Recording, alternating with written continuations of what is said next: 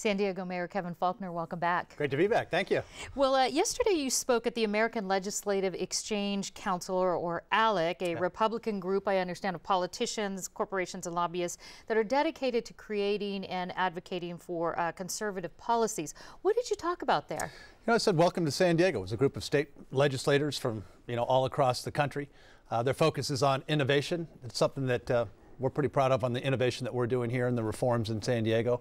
And so it was an opportunity for me to say welcome to San Diego and lay out, very briefly some of the things that we've been doing in terms of pension reform, a variety of other things as we've spent a lot of time on trying to help turn around San Diego government in a bipartisan fashion to get us back on track. And so it was great to welcome people to San Diego. There were more than 1,000 demonstrators or protesters outside the conference yesterday, but ALEC attendees themselves tend to support reducing incentives for sustainable energy. Is that your position as well? I'm a big supporter, for example, of sustainability and our climate action plan in San Diego.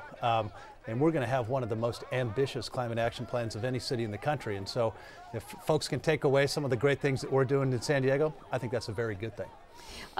Moving on to the big news yesterday, Qualcomm and the layoffs there. Nearly 1 in 3 people in San Diego's telecommunication industry actually work for Qualcomm.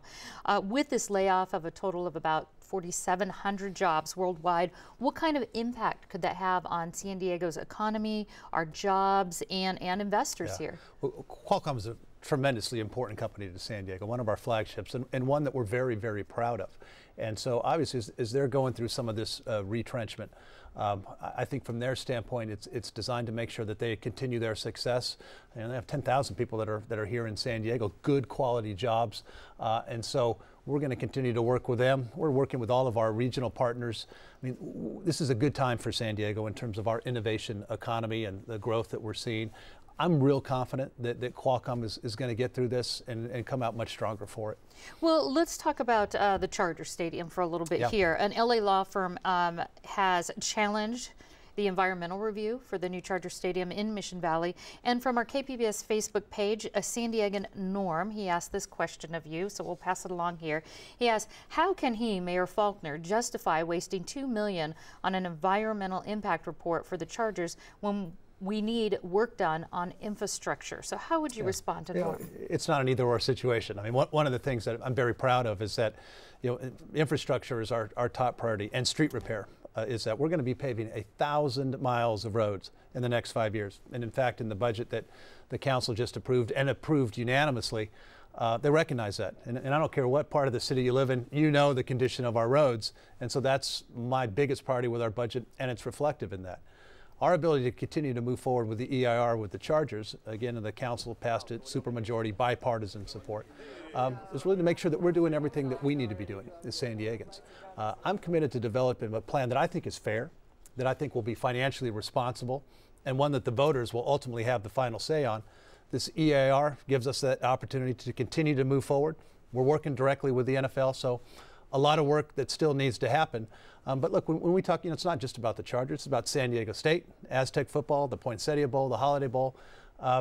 It's important to the city of San Diego. And you mentioned you did speak to the NFL earlier as well. What did you talk about then? We're having ongoing discussions. It's about our ability, what we've done in San Diego. We're working well together. We have the city, we have the county, we have community support. Look, we came together as a region to build Petco Park over a decade ago. I think that's been a tremendous asset and success to San Diego. We have that same opportunity to come together, to do it right, do a fair and responsible plan with a new project in Mission Valley. I'm confident we can do that. That's the role we're talking to the NFL.